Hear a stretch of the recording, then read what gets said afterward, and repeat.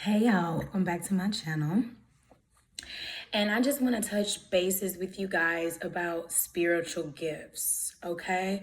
Like, I'm not sure if you're aware that all of us have spiritual gifts. I was unaware, actually. I mean, I knew we all had gifts, okay? But I didn't know, like, spiritual gifts was, like, in its own thing, separate for when everybody be like, God gave everybody a natural talent, you know? So I took a test regarding spiritual gifts because I really wanted to know what my spiritual gift was. And you can take a test online. I'm not sure if y'all know that. You can take a test online. I took a test with the church that I just joined because it was required for us to do Bible study classes. Now, y'all, I haven't did Bible study classes in 30 years. And to be honest, I didn't want to do the Bible study classes. I wanted to just join this church and sing. And when I say join, I didn't need to join officially, okay? I didn't need to take these classes. I didn't want to stand up in front of the organization and be like, hey, y'all, I'm new. Use me until you use me up. I didn't want to do none of that. I didn't want to stand up. I didn't want to address the congregation. I just wanted to sing because I thought the environment of the church was bomb and I thought the choir was bomb and I can sing. I can sing, y'all. I can sing, all right? And I just wanted to sing for the Lord. So I did join the choir. All right, let me give y'all a whole big story. Went to church, started going to church in February. I decided that I wanted to join the church almost like immediately afterwards. So when I found out when the choir rehearsal was, I just started showing up. I was like, they ain't gonna notice me. I was like, they ain't gonna notice me. I'm alto, I'm just gonna come in here and I'm gonna sing it out. So I sung it up. Choir rehearsal was amazing. I met some amazing ladies in the alto section. And honestly, my first choir session, it was such nostalgia because I haven't joined a choir since I was young. The last time I remember singing in a choir was probably, I was like 10, 11, 12, and I'm 36. So like, it was so nostalgic seeing the choir director was like, okay, sopranos, I need y'all to bring it. Y'all always start off too high. Y'all need to bring that low. Or come on, altos, that's not the note. Y'all, the first time of my choir rehearsal, since like I said, 20 years ago, 25 years ago, I sung until I literally had no voice. The next day I had no voice. My vocal cords felt like they were swollen. I'm only ashy because I've been cleaning this morning, y'all. So, and I've been washing my hands, all right? I just noticed that myself, if I had some lotion in this prayer room, I would oil it up real quick on camera, but I don't, but it's all good. But anyways, the choir director ended up hitting me up and was like, hey, good to see you, good to have you. Have you officially joined the church? And I was like, no, I haven't. And he was like, well, you have to officially join in order for you to be a part of the choir. And I was like, well, I'm gonna have to pray on it. And I'm not even being funny, guys. I pray on almost everything before I make a decision. I'm always going to include God before I make a decision. So I wasn't being funny. I wasn't being facetious. I was like, let me pray on it because, again, y'all, I did not want to join a church.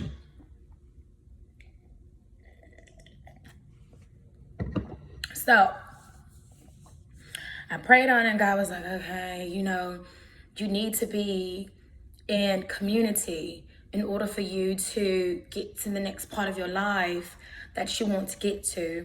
And that's me. Your network is your net worth. You know what I'm saying? Like, so basically I needed to network with these people, get to know these people, because these people could take my business and my brand to the next level. So I was like, okay, God, I'll do whatever you want me to do.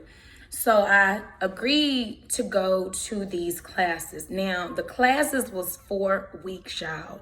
Did not know it was 4 weeks. Did not know it was 4 weeks, but it was 4 weeks. Like I said, you do the Bible study. They told you the history behind the church, and they encourage every new church member to become a part of these church organizations, things like that. And that's what led to me taking the spirituality gift test, okay? So this is what it says, right? And then I'm gonna tell y'all what I end up scoring and what are my 2 top dominant gifts, okay? So the spiritual gifts, let me break that down. That's administration, giving, serving, showing mercy, shepherding, teaching, prophecy, evangelism, and what does it say? Exhortation? I don't know what exhortation is, y'all. I'm gonna have to Google that. I'm serious. I don't know what that is. Matter of fact, I'm gonna Google it right now. Exhortation. What is that? Why did that sound like you exiling people? Exhortation. Here it is. Exhortation means an address or communication, empathy, urging someone to do something. Address or communication urging someone to do something. I don't know. Is that a nice way for like boys, or you have an influence over people? I have no idea, but hell, I gave y'all the definition. We're going to try to use it in the sentence. Anyways, it says spiritual gifts are tools God gives Christians to do the work of the ministry, to fulfill the Great Commission, to reach, baptize, and teach, and to minister to one another. There are 3 categories of gifts. The miraculous gifts, generally known today as charismatic gifts. The enabling gifts, which all Christians have the ability to develop: faith, discernment, wisdom, and knowledge. Qualities possessed rather than activities performed. And team gifts, which are activity, service, or task-oriented. The team gifts are functional and involve speaking or ministry. This profile gives you a simple bar graph showing how all the gifts relate to you and to each other, but analyze in depth only your dominant and secondary gifts, which are the ones that have greater influence in your life. So y'all, I just knew, like, I'm gonna have to put on my glasses to read this stuff, y'all. I just knew that my dominant gifts, oh look, I can see myself, look at that. I just knew that my dominant gifts were serving, because that's what I do. I own my own bartending and waitstaff company. It brings me joy to serve others.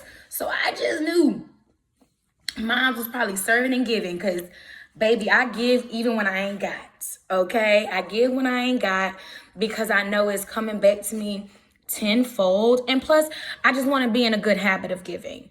You know, money only does nothing but enhance who you really are. And I really want to use my money for good, as well as, I'm not gonna lie, just so I can do what I want when I want. I want my money to make money. So if I do not feel like going to work, I ain't gotta work, because this would be my work. Or me to love it so much, it doesn't feel like work.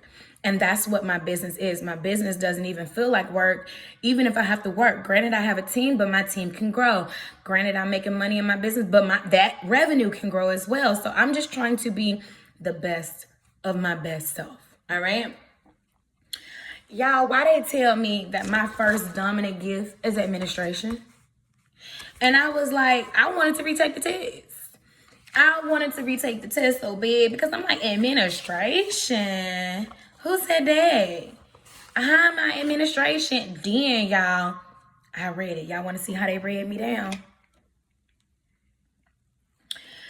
They said, the results of your spiritual gifts inventory indicate that your first dominant gift is administration. The Greek word kubernetes, I probably mispronounced that, means one who steers a ship. This expert had the responsibility to bring a ship into the harbor through the rocks and shoals under all types of pressure. As an administrator, you have the spirit-giving capacity and desire to serve God by organizing, administrating, promoting, and leading the various affairs of the church. The administrator is not a glorified file clerk. As an administrator, you are a take charge person who jumps in and start giving orders when no one is in charge. That is true.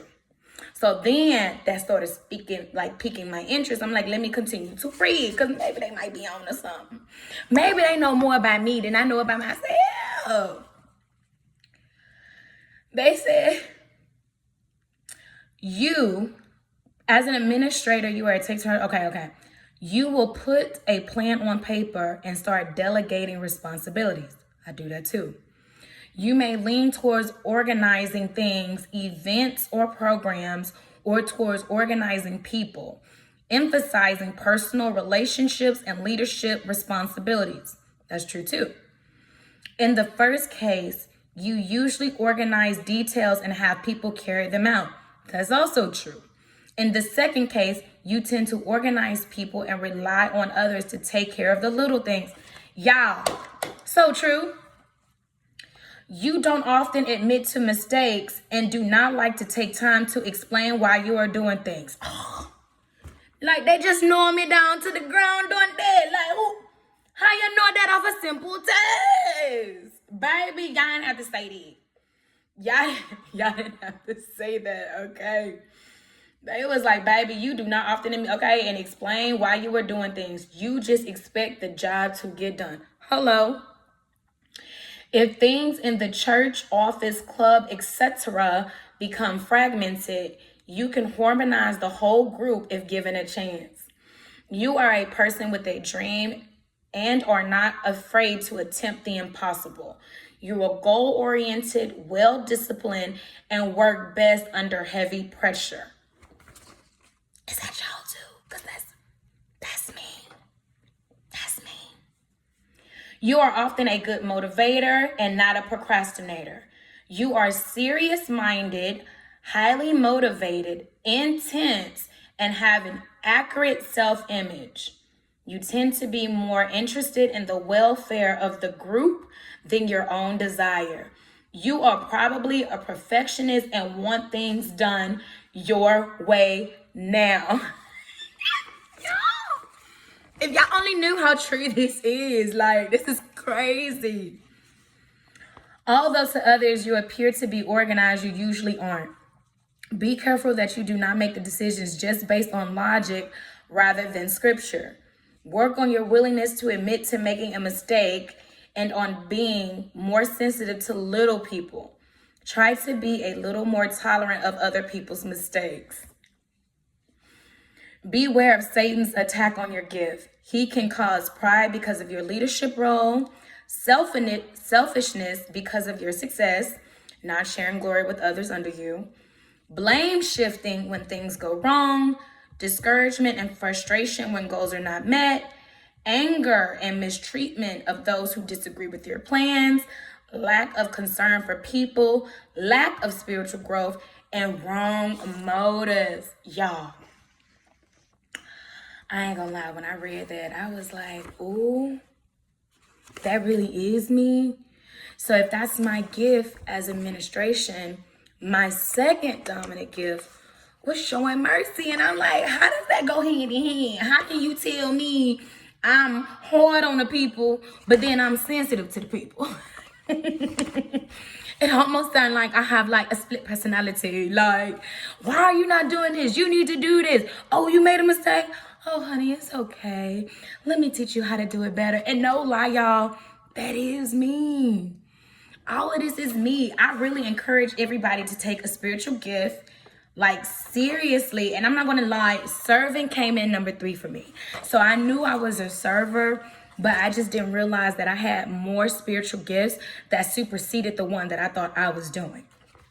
So let's get to showing mercy, y'all, because maybe this is your spiritual gift. The result of your spiritual gifts inventory indicate that your second dominant gift is mercy showing. The Greek word elisio means to feel sympathy with or for others.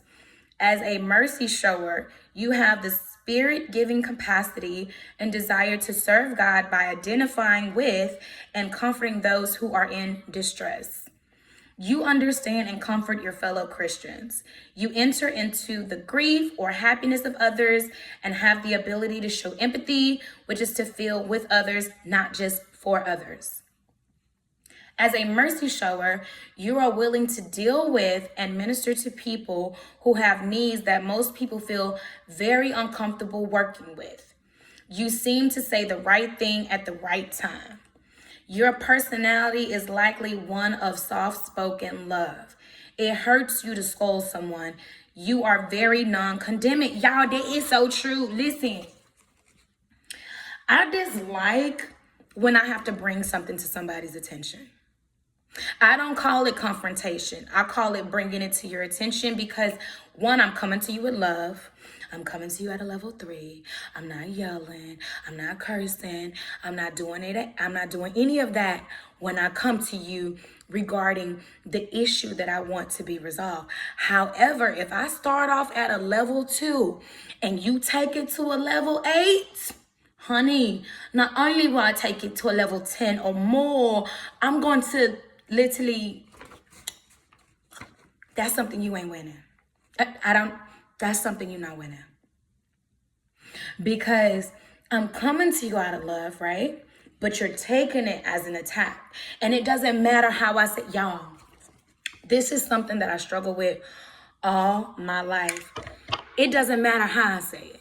I can come in as a level 2. I can whisper, listen, I don't like how you did that. I don't like how you handled that. And please, going forward, can you respect that boundary or I'm unable to become friends with you? It doesn't matter how I say it. It doesn't matter how I say it. I can say it the nicest way. I can write it down. I can think about it. Running over with my therapist, they'd be like, oh yeah, that sounds nice, you know, not so this, not so that, but it's right to the point. And they will still get offended, y'all. And I never understood that. I never understood that because when I'm praising you or when I'm, you know, patting you on the back, it's never no back and forth. But the moment I bring something to your attention, and it's not like, how I'm trying to say that? How I'm trying to say this, y'all. I only bring something to somebody's attention if need be. So it's not like I'm bullying you. I see the person you are. I want you to be a better person. And if I see like a weakness or a flaw, like how I would want somebody to do me, I tell you the truth. And if I'm coming with love, I feel as though you should receive it out of love. For example, I ask someone like, why are you with this person? And I just want to know for myself, why are you with this person? This person is bringing literally no added value to your life. All are they doing is taken away from you. You know that, you see that, you conveyed that several times to me. So I'm just curious because, you know, you be curious. It's always that I would never do. I don't see, but that, like y'all heard, I empathize with the people. So it might not make sense to my head, but please tell me how it makes sense in your head. This person got so offended that I asked, why are you still with this person when they're not bringing value in your life? So then it turned into, well, why are you offended? You literally said, and you have been saying for months, everything that I just said to you. I'm just bringing it back to your attention because sometimes people can't mirror. They can't see themselves.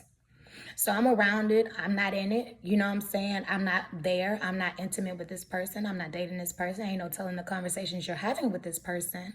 You know, so I'm just getting your perspective. This person ain't on the line. They don't even know that we talking about this. So why?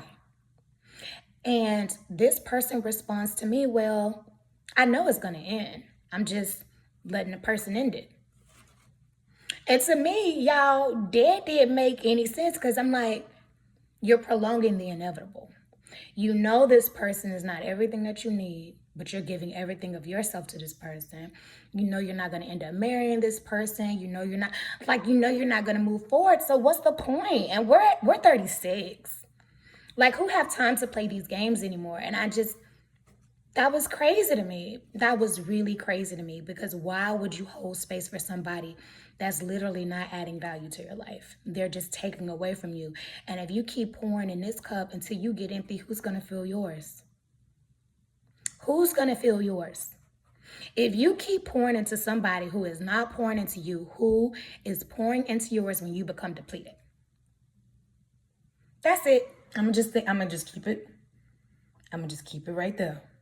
I'm gonna just keep it right there. People love you because of all the love you give them. You find it easy to express yourself and are outgoing with a low-key, inoffensive personality. Listen, like I told you, you see these, like I got written in all accents. People love to be around me. People say I breathe life into them. People say I motivate them. All of that, all of the glory. I get all of that. But again, the moment I bring something to someone's attention, I'm no longer their friend. It's like they love me at first.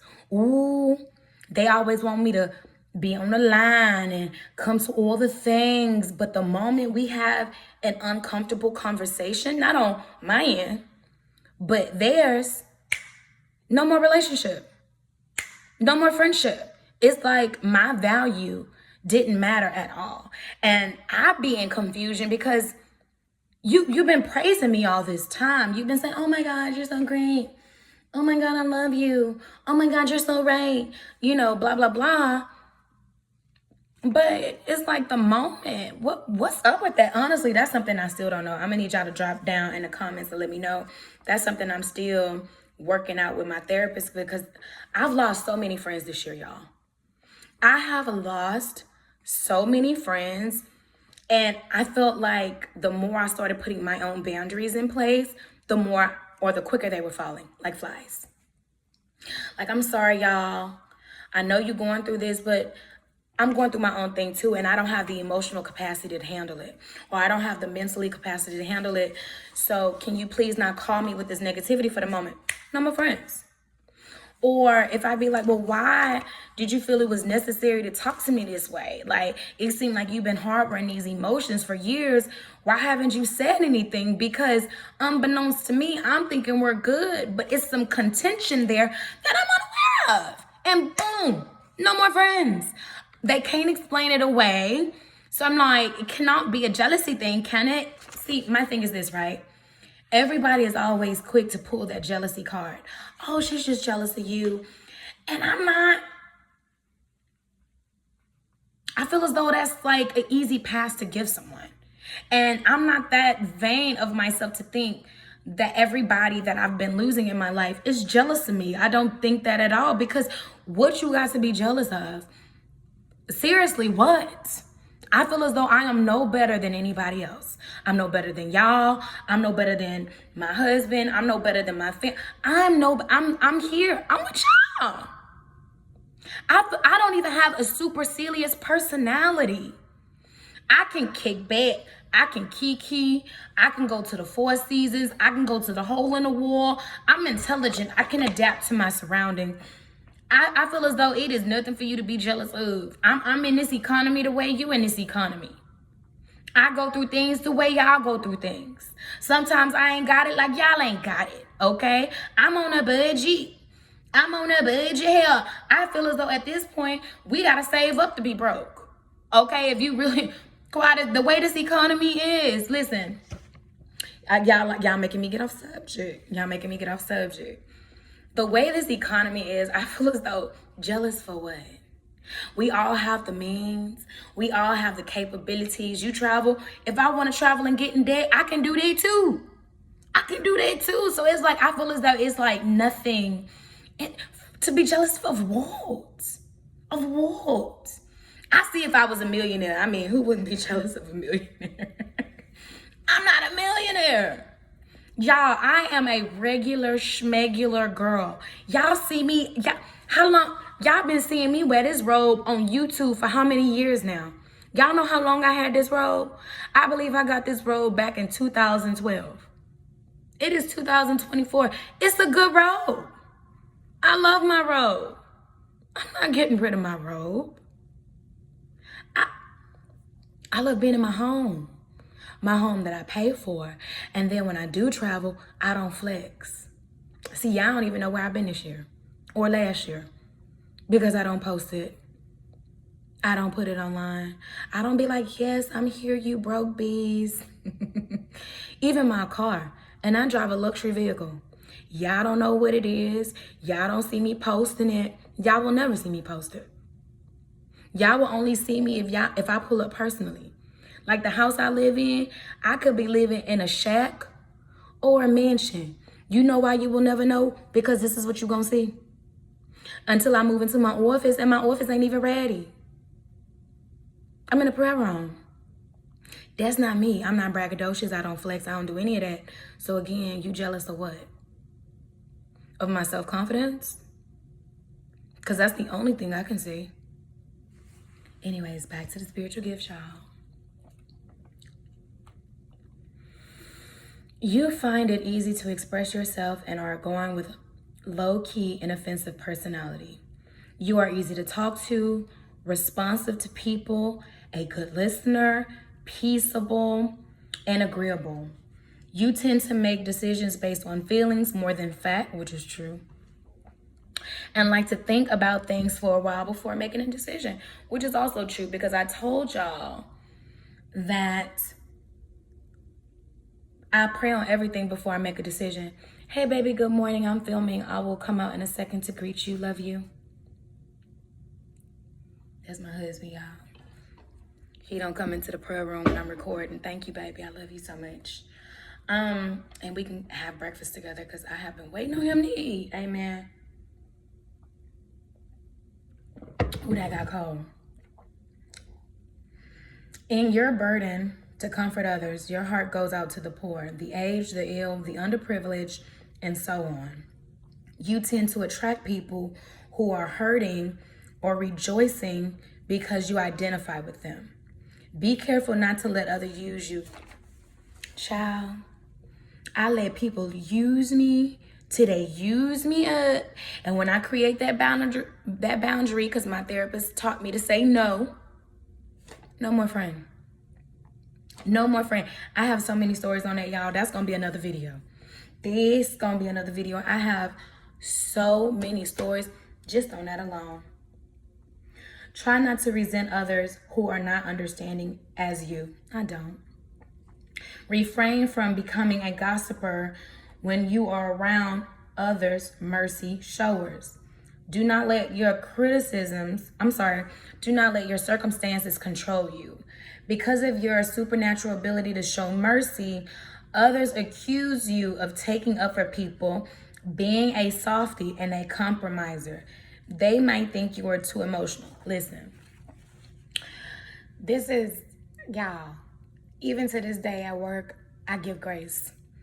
They'll come to me and be like, why did so-and-so did that? They didn't even make sense. And I'd be like, well, maybe so-and-so thought this, or maybe so-and-so felt this way. It made sense to so-and-so. It made sense to so-and-so. And they be looking at me like, girl, but I be like, boy, like, because everybody is different. I don't expect people to think like me. You shouldn't expect people to think like you. And one thing that I knew that everybody wasn't blessed with was common sense. So as long as you remove that out the equation, baby, everything else is smooth sailing. To me, everything else is smooth sailing. Everybody ain't gonna get it the way you get it. Everybody ain't gonna receive it the way you receive it. And once you get that, your life becomes easier. It really does. Mercy showers make excellent counselors. I thought I was going to be a counselor. However, left untrained, you may destroy yourself by your tendency to take others people's problems home with you. Your empathy can become detrimental without personal training on how to deal with it. Beware of Satan's attack on your gift. He can cause pride because of your ability to relate to others. He may influence you to disregard rules and authority. You may experience a lack of discipline because of strong feelings for those who hurt due to disobedience and sin. Don't fall into Satan's trap of complaining and griping. Y'all, they see, those are my spiritual gifts. the administration, and the showing mercy. And now that I know what they are, I try to work in it, but I'm still me. Like, I'm still me. I'm going to heed their warning regarding everything that they said. I mean, they probably pointed out some issues with myself that I didn't even know I had, or it was probably subconscious, you know? But y'all, I implore y'all to get y'all spiritual gifts done.